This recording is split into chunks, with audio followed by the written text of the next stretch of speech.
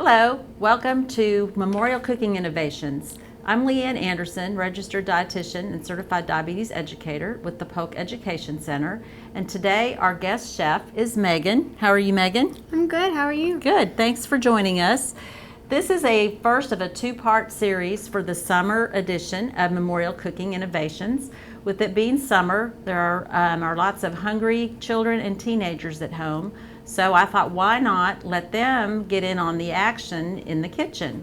Megan, tell us a little bit about yourself and your cooking experience. Well, I started cooking at a very young age, and now I cook at home at least once a week for my family. Most of the time it's healthy stuff because I like to eat healthy and I make it good. Awesome, good.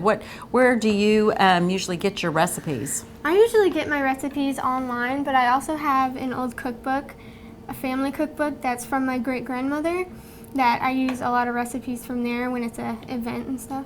Okay, so who mostly taught you how to cook? My mom mostly taught me the basics, but I learned a lot of stuff from watching TV shows and learning techniques. Okay, do you have any favorite cooking shows? My favorite cooking show is Giada at Home. Oh, okay. She cooks Italian most of the time. Well, I think one of the recipes we're doing in one of the shows this summer is going to be a kind of an Italian twist. Is that correct? Yes. Awesome. Okay. Well, we'll get started here in a minute, but first, before we get started, what are some kind of basic kitchen rules that are good to follow if you're cooking in the kitchen? The first and I think most important cooking rule is asking your parents for permission to cook before you do it. And then the second one is to wear clothes or an apron that you don't really care about so much in case you get them dirty. And then the last one is to clean up afterwards.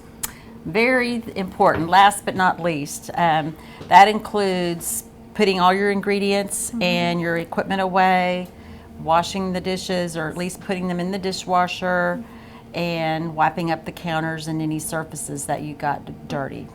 Would you agree with that? Yeah, definitely. That lets you come back and cook again with your mom, right? Anything else you can think of?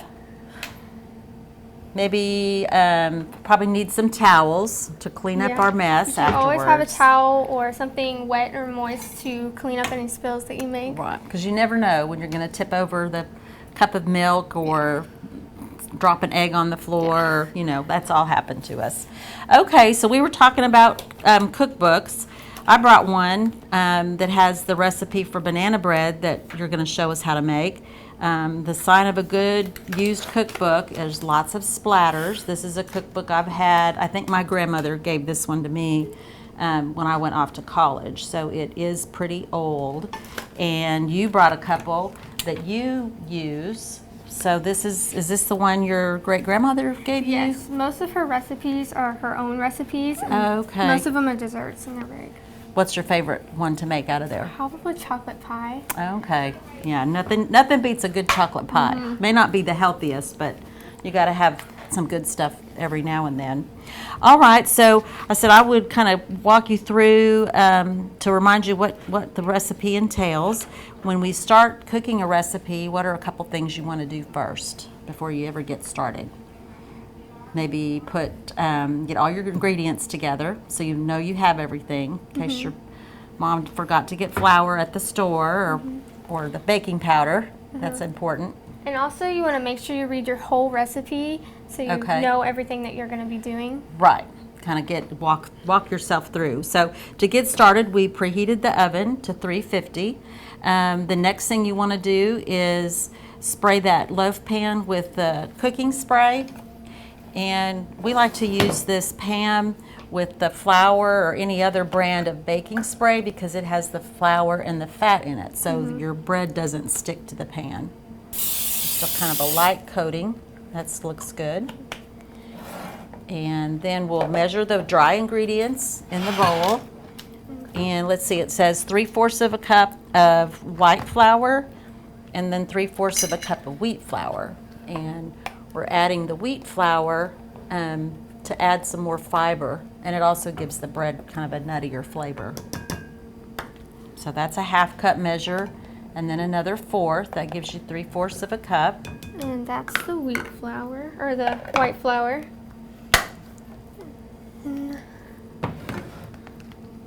And notice we have our flour in an airtight canisters. That helps keep it fresh and from spoiling. Half a cup. And it's real important in baking, like Megan's doing, is measuring exact portions. And a lot of the recipes we do on the show, we kind of guesstimate. But if you're baking, you have to be more precise in the ingredients to get a good result. And then after the flour, we're going to do 1/4 of a teaspoon of baking soda. And that helps the bread rise, along with 1½ teaspoons of the baking powder. Very important to make sure your baking powder is fresh, and you want to level off that teaspoon. And a lot of people ask, what's the difference between a tablespoon and a teaspoon? And it's not your tablespoons that you use at home, but actual measuring spoons that are precise and give you the exact amounts that they've used in developing and testing their baking recipes. So we're going to stir that all together just until it's mixed. And then you want to make a well in the middle of your, kind of a hole or a dip in the middle of the dry ingredients. And then we just set that aside and mix the moist ingredients. We're going to take 2 bananas. You want your bananas to be ripe. These are maybe a little bit not as ripe as you might like for banana bread. A lot of times the browner and the more mushy they are, the better. But we're going to take 2 bananas and mash those into the bowl. And you can use a whisk, is what we'll use today. If you've got a fork, you don't have to use any specific utensil. So just kind of grab whatever is handy. Take all those strings off.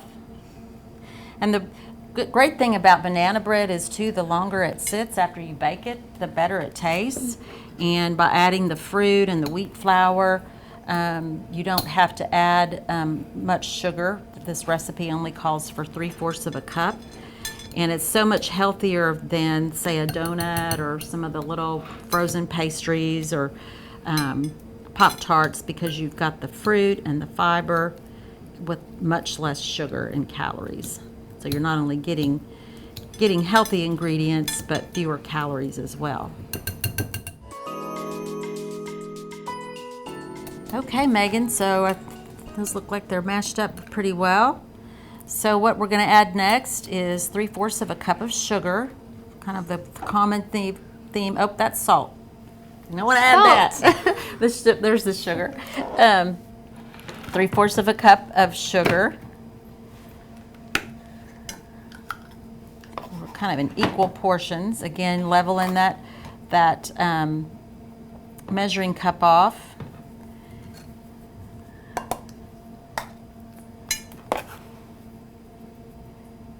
Awesome. And then 1 egg. And we're going to beat that all together. So, Megan, you're 14, right? Mm-hmm.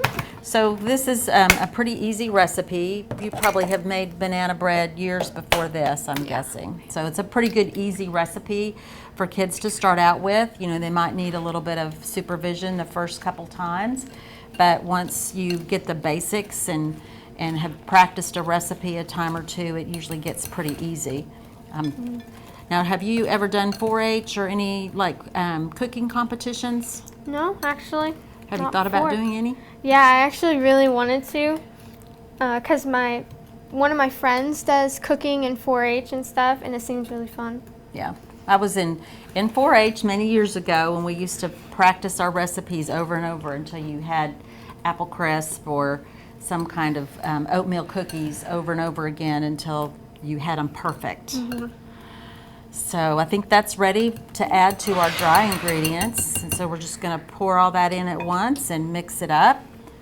And when you're making banana bread or muffins or pancake batter, it's always important not to over mix it. So you just want to kind of stir those ingredients together until they're just moistened and you don't see any dry flour. Mm-hmm. It might even be a little lumpy, wouldn't it? Yeah. Before you put it in. So what are some other safety tips in the kitchen to help stay safe?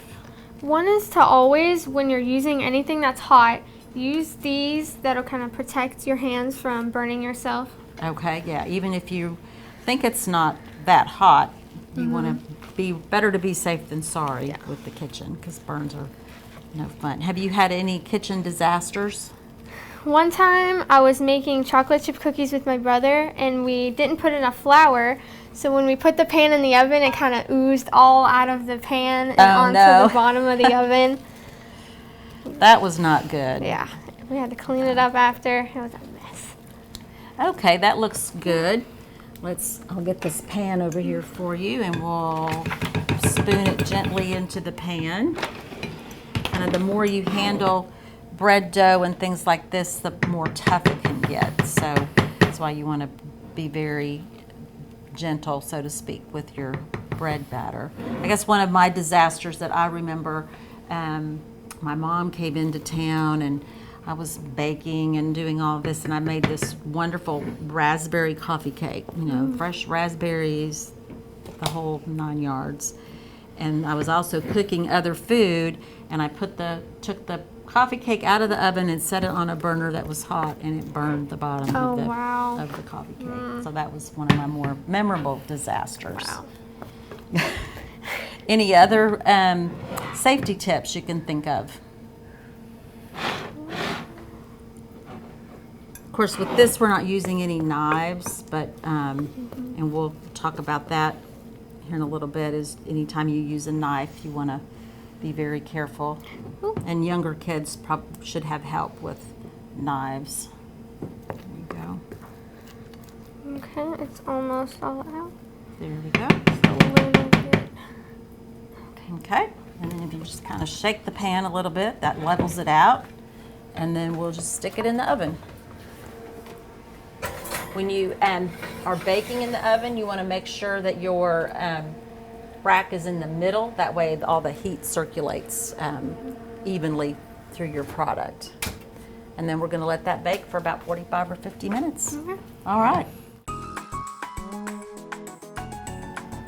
Okay, so while the banana bread is baking, let's make something for breakfast. Breakfast is pretty important. What is one of your favorite breakfast recipes? I really love these overnight oats. They're really easy to make the night before or a couple hours before you want to eat it.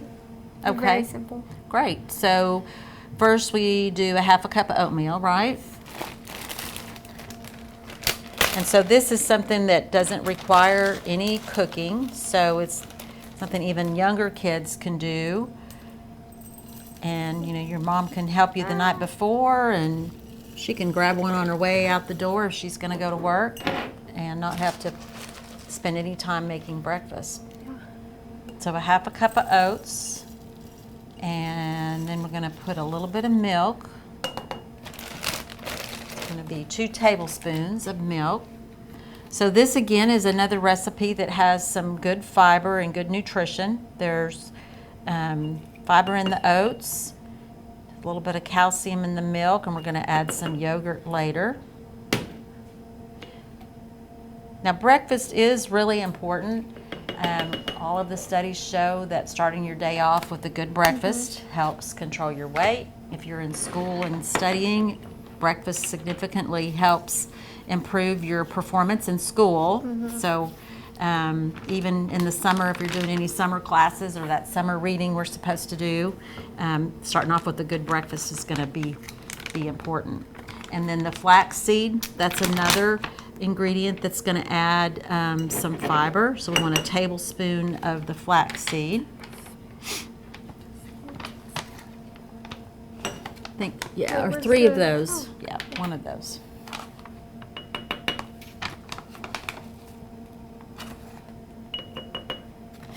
That adds a nutty flavor too, and it also has the healthy omega-3 fatty acids that we've talked about. Have you heard of those? Yeah. Healthy for your heart. Okay, next is going to be a half a cup of vanilla Greek yogurt. And you can buy the little pre-done containers, or just the bigger container is a little less expensive, and you can always Probably save a little time doing that. Just kind of spoon that in there. If you don't have a mason jar, you can always use a Rubbermaid container with the lid. Really anything with the lid. You could probably even use a red Solo cup and put a little saran wrap on it and be a to-go and wouldn't have to worry about bringing the jar back home. This is one of those recipes, you know, since we're not baking, if you're not exact on the ingredients, it's not going to make a huge difference. Okay. And then we're going to add a half a teaspoon of vanilla extract to give it a little extra vanilla flavor. That's going to give it a little bit of sweetness as well. And Half a teaspoon? Half a teaspoon. And you'll notice there's no sugar in this recipe, so you're getting a really low sugar protein, those healthy carbs. And last but not least, we're going to add about a half a cup of sliced frozen strawberries. We bought the kind that are pre-sliced. You can buy them whole and slice them, or you can even use fresh ones and slice those if you have those available. And those strawberries are going to add your fruit and a little more fiber. Oh, we need a little puppy here to pick up the scraps. Perfect. That looks really pretty layered in there too. What are some other breakfast recipes that you like to make? I like to make regular oatmeal. You can put just about anything in it. I like to do peanut butter and banana. Oh, I bet that's good. Yeah. That would be another good protein fix.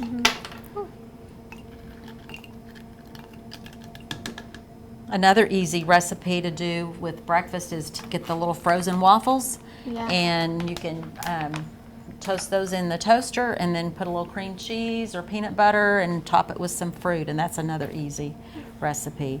So next we just put the lid on and stick them in the refrigerator for how long? Overnight or what's? Or 4 hours. 4 hours, okay. Awesome, great. All right, so we've cleaned up from our other recipes and we've gathered the ingredients for the next recipe. So I think you said this was a good snack to have in the hot summer days. It's very cold since it's a popsicle, but first we make it into a smoothie and then put it into the popsicle molds. Okay, so you could drink it as a smoothie or as a popsicle. Okay, so for this one we're going to use 2 cups of mango chunks.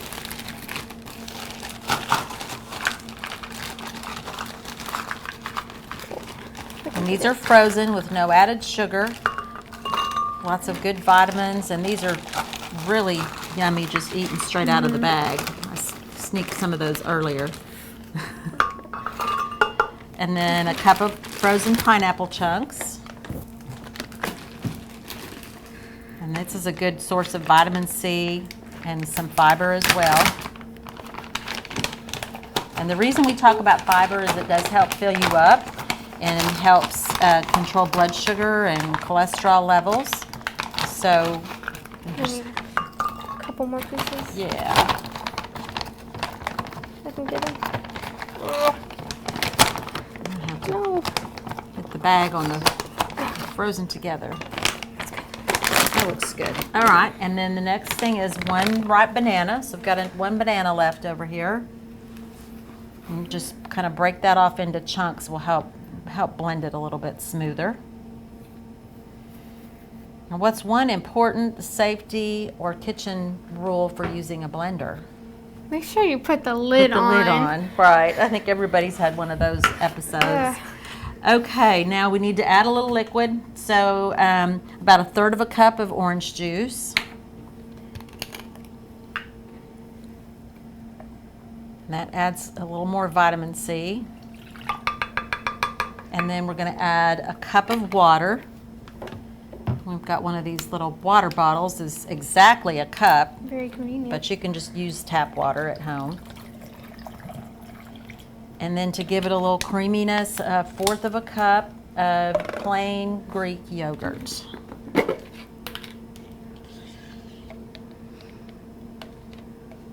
And then next, to give it a little extra vanilla flavor again, is 1/4 teaspoon of vanilla extract. So you can use vanilla in just about anything, it seems like, to add a little. I do use it in everything. Yeah. That's, a little bottle won't last very long. And so next we just blend it until it's smooth. Get that lid on there nice and tight.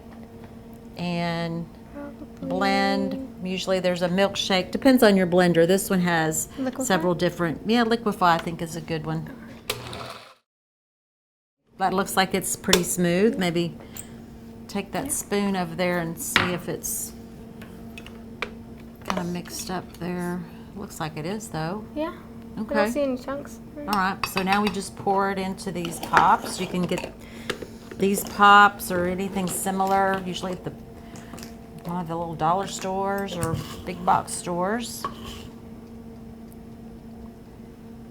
I need a little spoon here to. Ooh, it's like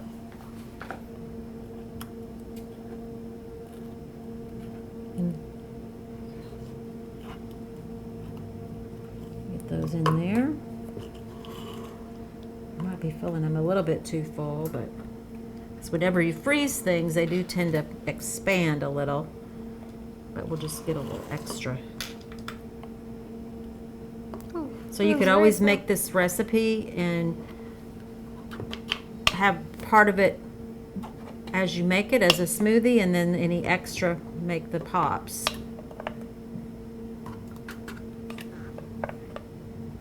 And so much better than a sugary popsicle, although those are fine to have occasionally. These are going to give you some extra vitamins and not any added sugars. All the only sugar is in the fruit. Okay. And just put those back on top.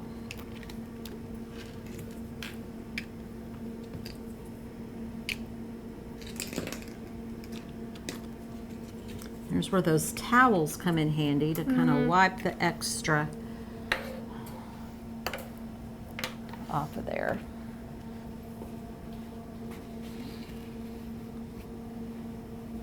Awesome.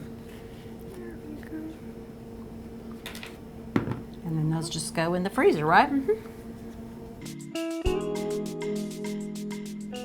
Okay, so that banana bread is smelling really good. I think it's probably ready. What do you think? Yeah. Okay, remember our safety tip, always use pot holders. One way to tell if your bread or cakes are done is to take a knife or a toothpick and insert it in the middle. And if it comes out clean, it's ready and we're good to go. So go ahead and pull that out.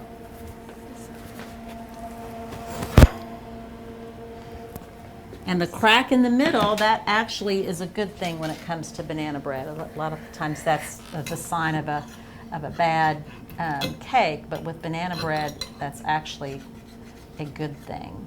So we've made banana bread. Let's cut a slice. You could let this cool, or you can go ahead and slice it. It's always good with a little butter or peanut butter.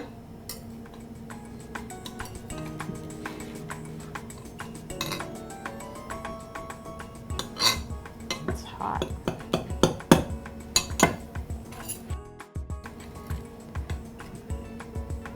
So fresh out of the oven, we've got banana bread. Good for breakfast or a tasty snack. We've got the overnight oats, a quick to go, no cook breakfast for those hot summer mornings. And last but not least, our smoothie pops. So those look awesome. So Megan, thank you so much for joining us and helping us teach kids how to cook this summer as we change the world one bite at a time.